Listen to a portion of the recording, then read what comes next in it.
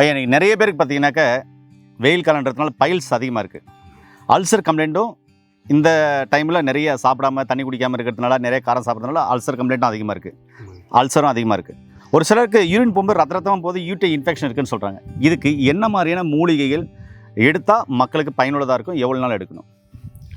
நம்ம கோவை இலை, இந்த கோவை இலை பார்த்தீங்கன்னா புரோட்டீன் டிஃபிஷியன்சி, சடனாக வெயிட் லாஸ் ஆகும், புரதச்சத்து அதிகமாக அந்த யூரின் வழியாக மூத்திரம் வழியாக அதிகமாக வெளியேறும். அதுக்கு அருமையான ஒரு தீர்வு இந்த கோவை இலையை ஓமத்தோட கஷாயம் வச்சு நம்ம காலை மாலை 2 வேளை எடுத்துக்கிட்டு வரும்போது அந்த வெயிட் லாஸ் வந்து ரீகெயின் ஆகும். அந்த புரதச்சத்து வெளியே வீணாக போகிறது தடுக்கப்பட்டு வெயிட் வந்து நார்மலுக்கு வரும். அதான் எலும்பு தோலுமாயிடுவாங்க. சடனா 10 கிலோ குறைஞ்சிச்சு, 15 கிலோ குறைஞ்சிச்சுன்னு காரணம் இதுதான். அதை சரி பண்ணக்கூடிய ஒரு அற்புதமான ஒரு மூலிகை இது. இது கூட இன்னொன்னு சொன்னீங்கல்ல, அது வந்து பார்த்தீங்கன்னா இந்த இலைய பருப்பு போட்டு கடைஞ்சி, எண்ணெய் ஆனால் சேர்க்கக்கூடாது, எண்ணெய் சேர்க்காம பருப்பு போட்டு கடையணும். கடைஞ்சி குழம்பு மாதிரியோ இல்லை கூட்டு மாதிரியோ வச்சுட்டு, கீரை குழம்பு மாதிரி கூட்டு மாதிரி வச்சு சாப்பிடும்போது ரத்தம் போகிறதெல்லாம் நிற்கும். ரத்தம் அந்த யூரின்ல போகிறது, அந்த ரத்தம் வந்து கட்டுப்படும். அதாவது யூடிஐ இன்ஃபெக்ஷன் சொல்லுவாங்க. ஆமாம், அது வந்து மட்டுப்படும். ஏன் அப்படின்னா இது சூட்டை குறைக்கும். சூட்டை குறைச்சி அந்த இன்ஃபெக்ஷனை சரி பண்ணும். இது மட்டும் இல்லாமல் வாய்ப்புண்ணு, தொண்டை புண்ணு, அல்சர், குடல் புற்று, அது எல்லாத்தையுமே வந்து சரி பண்ணக்கூடியது. இப்போ வாய்ப்புண், வயிற்று புண்ணு, சிறுகுடல் பெருங்குடல் புண்ணு, அல்சர் இருக்குதுன்னு வைங்களேன், அவங்களுக்கு இது எப்படி சாப்பிடலாம் ஐயா? அவங்க இந்த இந்த நம்ம யூடிஐக்கு சாப்பிட்ற மாதிரியும் எடுத்துக்கலாம்.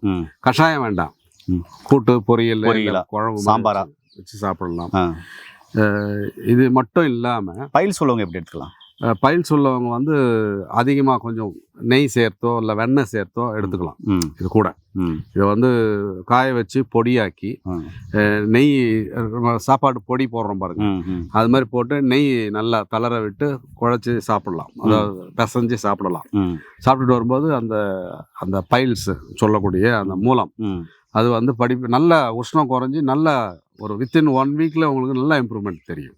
இது என்ன நேர்களே, உங்களுக்கு யூடிஐ இன்ஃபெக்ஷன் இருக்குது, யூரின் போகிற ரத்தமாக போதா, எண்ணெய் ஊற்றாமல் பருப்பு குழம்பா கீரை குழம்பா கீரை கூட்டா செஞ்சு சுட சாதத்தில் பிசைஞ்சு 3 வேளைக்கு தொடர்ந்து சாப்பிட்டு வரும்போது, தொடர்ந்து சாப்பிட்டாங்க 3 வேளை சாப்பிட்டு வரும்போது அந்த யூரின் போகிறது, யூரின் ரத்தம் போகிறது ஸ்டாப் ஆகுது. நீங்கள் கண் கூட பார்க்கலான்னு ஐயா சொல்லியிருக்காரு.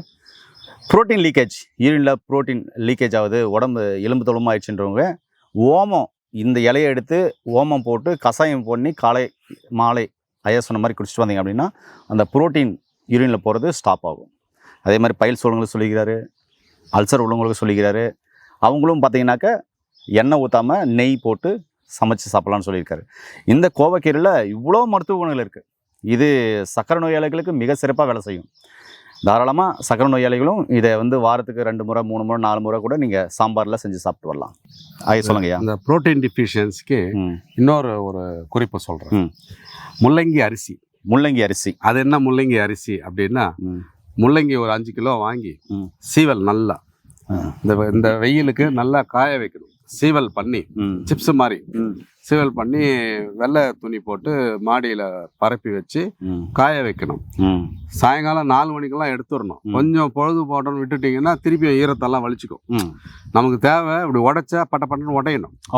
கையில் குலுக்கணும்னா கலகலன்னு சவுண்டு வரணும். துளி கூட வந்து ஈரம் இருக்கக்கூடாது. அந்த பதத்துக்கு காய வச்சு மிக்சியில் போட்டு அடித்து ஜலிச்சு எடுத்து வச்சுக்கணும். இதுக்கு பேர் முள்ளங்கி அரிசி. இது ஒரு கரண்டி, நொய் ஒரு கரண்டி, சம அளவு. அரிசி அரிசி உடைக்கிற அரிசி, ஆமாம், குருணை அரிசி, ஆமாம், அதை வந்து ஒரு கரண்டி, இது ஒரு கரண்டி, சம அளவு போட்டு தினமும் காலையில் கஞ்சி வச்சு குடிச்சிட்டு வந்தீங்கன்னா கூட இதை வந்து நம்ம சொன்ன மெத்தடில் 2 வேளை கஷாயம் வச்சுங்க. அது பார்த்தீங்கன்னா இன்னும் அருமையாக வேலை செய்யும், அற்புதமாக வேலை செய்யும். அந்த ப்ரோட்டீன் டிஃபிஷியன்சியை மீட்டு கொண்டு வந்துடும் திரும்ப. அந்த முள்ளங்கி அரிசி கஞ்சி வச்சு குடிங்க. 1 வேளை குடித்தா போதும். இது 2 வேளை எடுத்துங்க, அது 1 வேளை போதும். காலையில் மட்டும் குயிக்காக அது வந்து அந்த ரீகெயின் பண்ணிடும். வெயிட்டை வந்து இன்க்ரீஸ் பண்ணும், நார்மல் கொண்டு வந்துடும். புரதச்சத்து வீணாகிறது தடுக்கும். ஆமாங்க. ஏனே ரொம்ப ரொம்ப அற்புதமான மருத்துவ தகவல் சொல்லிடுறாரு. இந்த கோவையில் கிராமப்புறங்களில் எல்லா இடத்துலையும் ஈஸியாக கிடைக்கும். அதாவது காய்கறி இருக்கிறவங்ககிட்ட கீரை விற்கிறவங்ககிட்ட சொன்னீங்கன்னா பறிச்சுட்டு வந்து கொடுப்பாங்க. எல்லா இடத்துலையுமே கிடைக்குது. நாட்டு கோவக்காய் இலை, ஹைப்ரிட் இல்லை, நாட்டு கோவை இலை. இந்த காயை சாப்பிட்டீங்கன்னா அவ்வளோ கசப்பாக இருக்கும். பழம் சாப்பிட்டீங்கன்னா தோற்பு புளிப்பு வரும்.